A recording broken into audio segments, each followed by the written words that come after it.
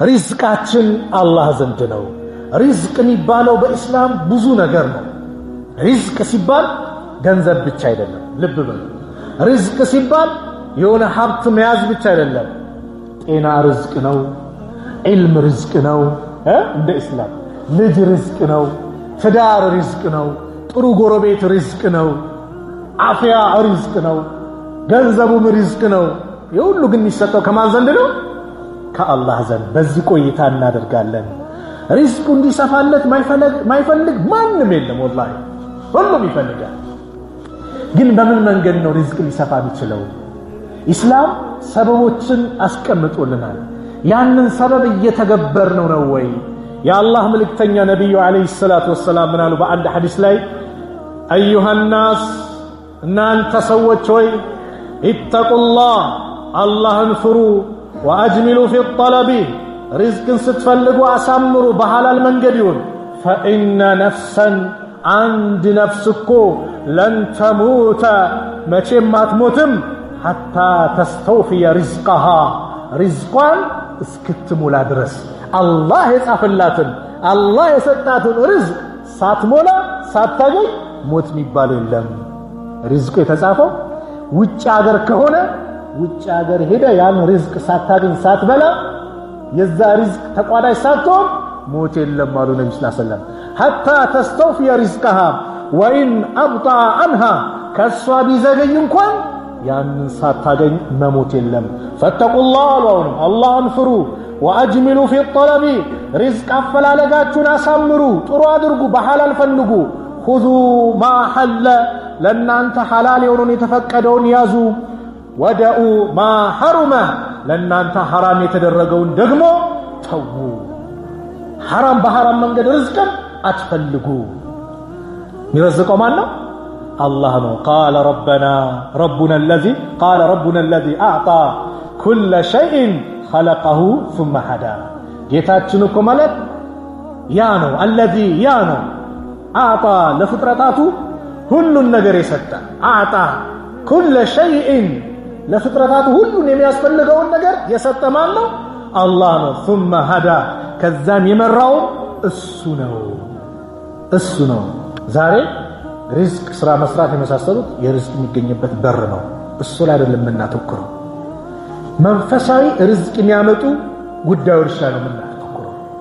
እኛ ሁሌ ለአላህ ትእዛዝ ቀጥ ስንል ገማችን ጭንቀታችን ያኛው ዓለም ሲሆን አኺራ ሲሆን አላህ ሪዝቅን ያመቻቸዋል። እኔ አይደለም ያልኩት። ታላቁ ነቢይ ረሱል አለይሂ ሰላቱ ወሰላም አነስ ብኑ ማሊክ ባስተላለፉት ኢማም ትርሚዚ በዘገቡት አልባኒ ሰሒህ ባሉት ሐዲስ ላይ እንዲህ አሉ።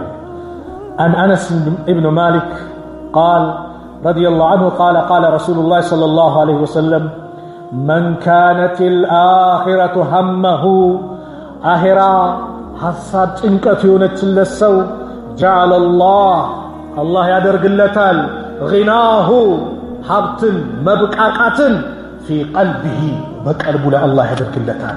ሐሳብ ጭንቀቱ አኺራ የሆነ ሁሌ አኺራን የሚያወሳ የሚጨነቅ ስለ አኺራ አላህ ይሰበስብለታል፣ ያደርግለታል። ቀልቡ ላይ ሀብትን ያስቀምጥለታል።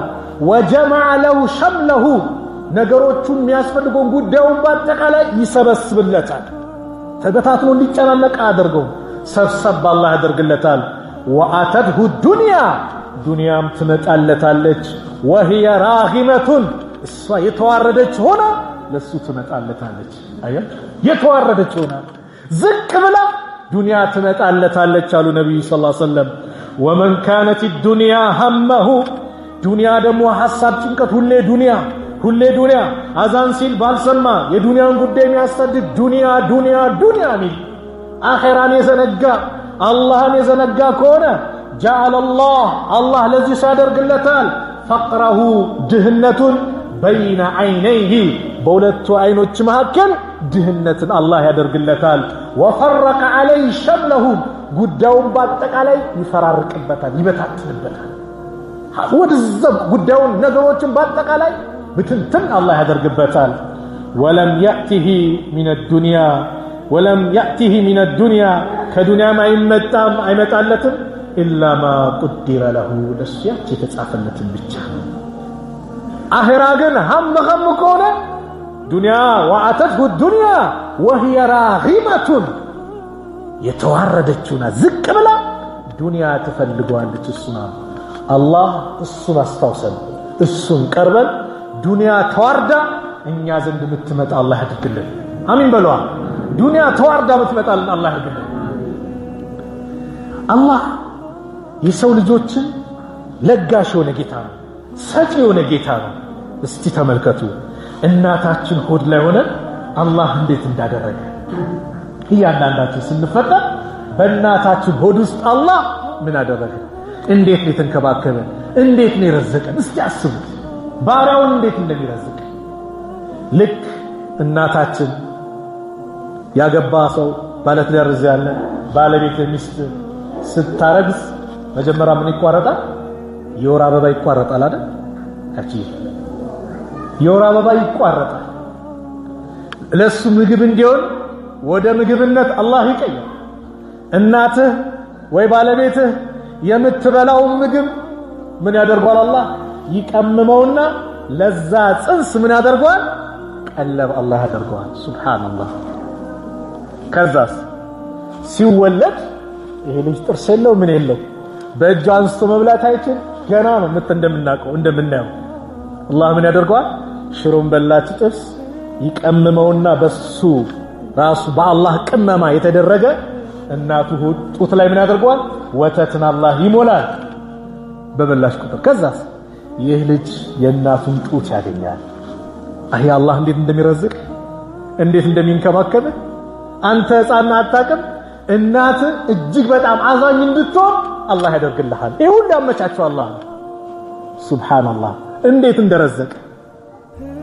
በዚህ መልኩ አላህ እየረዘቀን፣ በዚህ መልኩ አላህ እየሰጠን፣ የሰው ልጅ ግን ማንን ይረሳል? ረዛቁን አላህን ይረሳል። የሆነ ሰው ሲንከባከበው ከሆነ ያ ሰው ከሞተ ወይ ያ ሰው ትቶት ከሄደ ያዝናል። በቃ የሚበላው የሚጠጣት ለዛ ሰው የሚረዘቀው ማን ነው? አላህ ነው። በሱ ሰበብ ነው አይደል የሚመጣ የነበረው። ስለዚህ ያ ሰው ቢሄድ የተጻፈልን ርዝቅ አላህ በሌላ ሰው አድርጎ ሰበብ አድርጎ አላህ ያመጣዋል። ማይቀር ጉዳይ ነው። እኛ ግን ከማን ጋር ያለን ግንኙነት ይመር? ከአላህ ጋር የእውነት ይረዝቀኛል ብለን እንመን። ያንን ስናደርግ አላህ Subhanahu Wa Ta'ala ይረዝቀናል። ስለዚህ ሪዝቅን በሐላል መንገድ መፈለግ፣ በሐራም ወንጀለኛ ነው የሚያደርገን። ለዚህ ነው ነብዩ ሰለላሁ ዐለይሂ ወሰለም ያእቲ አለ الناس ዘማኑ በሰዎች ላይ አንድ ዘመን ይመጣል፣ ጊዜ ይመጣል። لا يبالي المرء ما أخذ منه أمن الحلال أم من الحرام። አንድ ሰው ገንዘቡን ሀብቱን ከየት እንደያዘ ምንም ቦታ ማይሰጥበት ጊዜ ይመጣል። ከሐራም ይምጣ ከሐላል ይምጣ ከየትም ፍጪው ዱቄቱን አምጪ አይነት ነገር ኪስ መሙላት ብቻ። ሐላል ሐራም አቅም ዝም ብሎ ይህንን ተጠንቀቁ። ለምን? በሐራም የበቀለች ስጋ ጀሃነም ልትገባ ተገቢ ናት ተብሏል። ሐራም ነገር ከባድ ነው፣ እንራቅ። አላህ የጻፈልን ብቻ ለማግኘት ሪዝቅን ለማግኘት ብቻ እንጣር። ስለዚህ አሁን የምንመለከተው ምንድነው? ሰበቦቹ ምንድናቸው? ሪዝቅ የምናገኝባቸው ሰበብ ያው ስራ መስራት እንቅስቃሴ እስልምና የሚያበረታታው ነው። ይሄ ስለሚታወቅ በሐላል ይሁን እንጂ ስለሚታወቅ ብዙ ማብራሪያ አይፈልግም። ስለ ዱንያው ጉዳይ እኮ የሰው ልጅ በደንብ አዋቂ ነው አይደል? ምን መስራት ምን ማር ያውቃል። ተማሪ ከሆነ ተመርቆ ምን ከሆነ ሰበቦችን ማሙላት ነው። ማመልከቻ በየቢሮ ማስገባት፣ ተቀጥሮም ከሆነ ያንን ማድረግ፣ ነጋዴው ከሆነ ንግዱን ማለት በጠዋት ወጥቶ መንቀሳቀስ፣ ገበሬው ከሆነ የሚዘራውን በጊዜ መዝራት የመሳሰሉት በአላህ ተመክቶ ያንን ማድረግ፣ ይሄ ሪዝቅን ስራ ሰርቶ የሚገኝበት ነው። ነብዩ ሰለላሁ ዐለይሂ ወሰለም ጠዋት ወደ ንግድ ቦታቸው በጠዋት የሚማልዱትን አላህ ይባርክላቸዋል። እስላም በጠዋት ወጥቶ መነገድን ያበረታታል። በጠዋት ማታ ደግሞ በጊዜ የሚገቡትን እኛ አላህ ይዘንልን። ዘግይተን እንወጣለን፣ ማታ ደግሞ እናመሻለን። ማታ በጊዜ መግባቱ ነው የሚወደደው። ጧት ግን ምን ማድረግ በጊዜ ሄደ። ሪዝቅ ከሚያመጡ ነገሮች ኢብኑ አልቀይም ሲናገሩ በሌሊቱ ሰዓት ተነስቶ ያ ረብ ማለት፣ እስትግፋር ማብዛት፣ ሰላትን ማብዛት፣ ከሱቢ በኋላ ደግሞ ያው ድክመት አለብን ሁላችንም ከራሴ ጀምሮ አለመተኛት ይላል። ለምን ያ ሰዓት ሪዝቅ የሚከፋፈልበት ሰዓት ነው፣ የጧቱ ሰዓት ከሱቢ በኋላ። አላህ ይወፍቀን። የመጀመሪያው ሰበብ ተውሂድ ነው። የሚገርማችሁ ተውሂድ ሪዝቅን ያሰፋል። አላህን በብቸኝነት መያዝ፣ ጣዖታትን መራቅ፣ ሽርክን መራቅ። አላህዬ ብቻ ነው ያለኝ፣ በደስታዬም በሐዘኔም እሱ ነው የኔ አጋር ረዳቴ እሱ ነው ብለን ስንል አላህ ይረዝቀናል። አላህ ምን አለ ቁርአን ላይ ወማ ኸለቅቱል ጂነ ወልኢንሰ ኢላ ሊያዕቡዱን፣ አጋንንትም ሆነ የሰው ልጆችን አልፈጠርኳቸው እኔን ሊገዙኝ እንጂ። ኢላ ሊያዕቡዱኒ፣ እኔም በብቸኝነት ሊያመልኩን ካልሆነ በስተቀር ለሌላ ዓላማ አልፈጠርኳቸውም። ማ ኡሪዱ ሚንሁም አለ፣ ከእነርሱ አልፈልግም አለ አላህ። ማ ኡሪዱ ሚንሁም፣ ከእነርሱ ምንም አልፈልግም። ምንም ሚን ሪዝቅን፣ ከርዝቅ ከሲሳይ ምንም አልፈልግም። ወማ ኡሪዱ አን ዩጥዒሙኒ፣ ሊመግቡኝም አልሻም አልፈልግም።